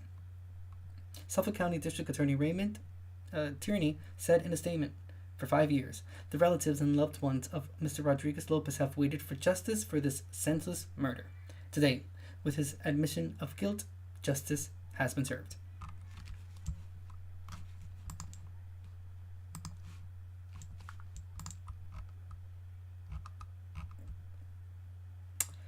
Crazy. That brings us to the end of the True Crime Daily section. That was pretty awesome. Damn, that was... telling you, sometimes, dude, reading through these cases and watching the videos, it's harsh. It's real life. Shit is happening, like, right now. Some of the cases that happened, that we read about, happened last week. Insanity. Alright.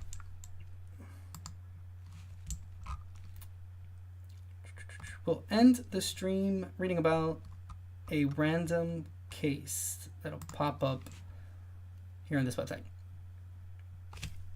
It's called historicalcrimedetective.com. Pretty interesting. It talks about true crime cases that have happened all across like history and whatnot, and it's like randomly picks one and shit. So not last week, I believe was 2 weeks ago, we read about Herbert Mullins. He was the person that sacrificed 13 people to quote unquote stop an earthquake. You can check out that video in the video section of this channel of KAS True Crime. Pretty interesting. Pretty interesting. Let me know what you think. Comment on it. I see that they have not updated it, so obviously that's what it says right here. That's what we read last time. Let us read a little bit about this next one.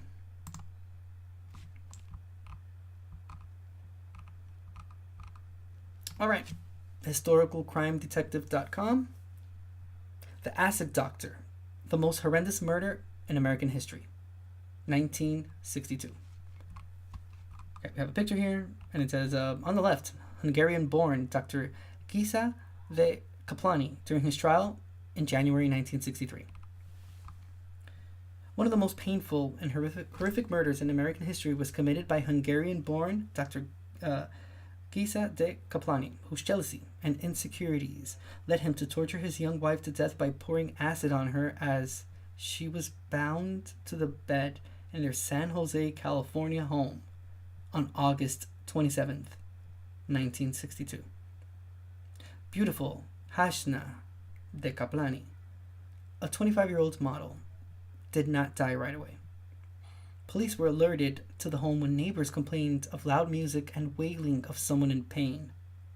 When the ambulance attendants arrived, their hands were burned when they tried to handle the body. Hashna, unfortunately, lived for 33 more days in a hospital where her mother prayed for her death, and the attending nurses were barely able to look upon the damage de Kaplany had caused. One observer wrote, veteran crime writer Carl Sifakis, that it was the most horrendous single murder in American history. During his trial, de Kaplany pleaded not guilty by reason of insanity. His attorney argued he was driven to insanity because of frustration over his own impotence and an unfounded rumor that his wife was having an affair. During the trial, he claimed he never meant to kill her, but only wanted to destroy her beauty. The jury found him guilty, and when they considered his punishment, They were assured that if they sentenced him to life in prison, he would be classified as special interest prisoner and would never be released. But this turned out to not be true, and the country was surprised to discover that Dr. Decaplani was quietly paroled in 1975. Forced to defend their actions to an angry public, the California Adult Authority, which is a state parole board, reported that a missionary hospital in Taiwan desperately needed a cardiologist with Dr. Decaplani's skills. Prior to coming to the United States, Decaplani worked in Hungary as a heart specialist. When he came to America, he was forced to repeat his medical education and chose to specialize in anesthesiology. His parole was contingent on leaving the United States and that he serve in the missionary hospital, which he did, but only for a few years. In 1980, Dr. Decaplani was fired from a Munich hospital he was working at when a magazine article recounting his crimes was made known to administrators. In 2002, reporters for the San Jose Mercury News tracked Decaplani down to a home in Bad Schweiz, Germany, where he lived with his second wife, whom he met in Taiwan. When the reporter interviewed Decaplani, the doctor claimed he had suffered enough for his crime. "I have done one mistake in my life," Decaplani stated. "I paid enough for it." He then begged the reporter not to publish his story. "It would ruin my life," he said, before adding, "I was insane." As it turned out, Decaplani had found the Taiwan missionary himself by reading news accounts, then told the parole board, "I will devote the rest of my life, however long or short it may be, to serving the poor in underdeveloped countries whose pain and suffering I would alleviate." That pledge only lasted 4 years, and in 1979, Decaplani jumped bail and flew to Germany, where he found work using his Hungarian credentials. As the Mercury reporters revealed in their 2002 article, Decaplani's parole was a fiasco from beginning to end. The wife killer had secured the support of several Catholic priests and one archbishop who lobbied the parole board, in secret, on the doctor's behalf. 2 years before he was tracked down, Decaplani became a German citizen in 2000, which placed him permanently out of the reach of California authorities, who could have returned him to prison for violating his parole. The hypocritical audacity of Decaplani continued in that interview when he insisted on being called Dr. Gisa Decaplani, because he had both medical and philosophical doctorate degrees. The 76-year-old then blamed the parole board for why he left the country. "If I stayed in California, I would be on parole. But they gave up the authority with kicking me out of the country. You can't eat your chicken and have it too." It is unclear if Dr. Decaplani is still alive or not. If so, he would be 88 years old as of 2015. Yeah, he's probably long gone. Wow. Crazy. He tricked the system into, and I mean the system like in general, not like the U.S. system, because he was obviously being looked for here in California. They wanted to convict him for the crime that he committed against his wife, which is pretty horrible. But it's just the mere fact that he got away with it. Not only did he get away with it, but openly admitted to doing it later on in an interview, years later. He remarried, left prison, quote unquote, with the intentions to help the poor and undeveloped.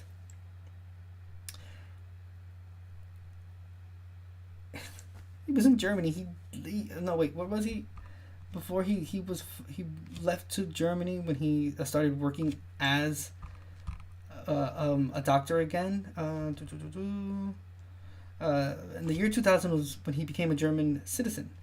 He was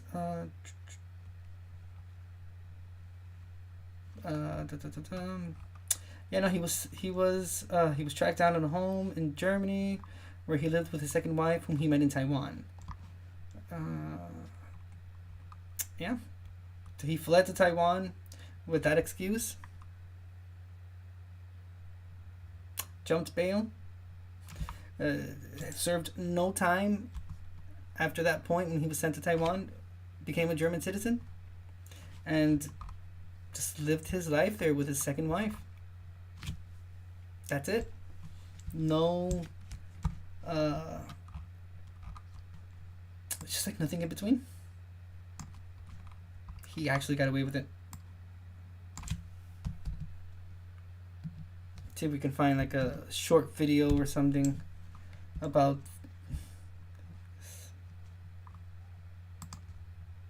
fucking monster. Let's see.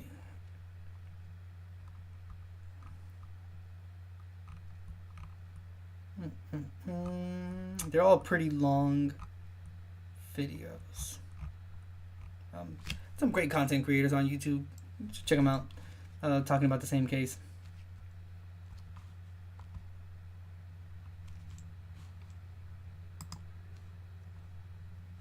And I think that this person took this information from this website here. It's like one of the videos that I just saw. But nonetheless, I guess we can leave it at that. I don't see anything else that relates to the case that's not an actual content creator that's talking about it. So, yeah, I think that should be it. This does not have like a video section. That sucks. Let's see, these are photographs from CRIA Images. Wow, look at that. Holy shit, you can tell that that's been down for quite some time now. Oh, dang, I closed the webpage, but nonetheless, we'll leave it there. That was pretty interesting.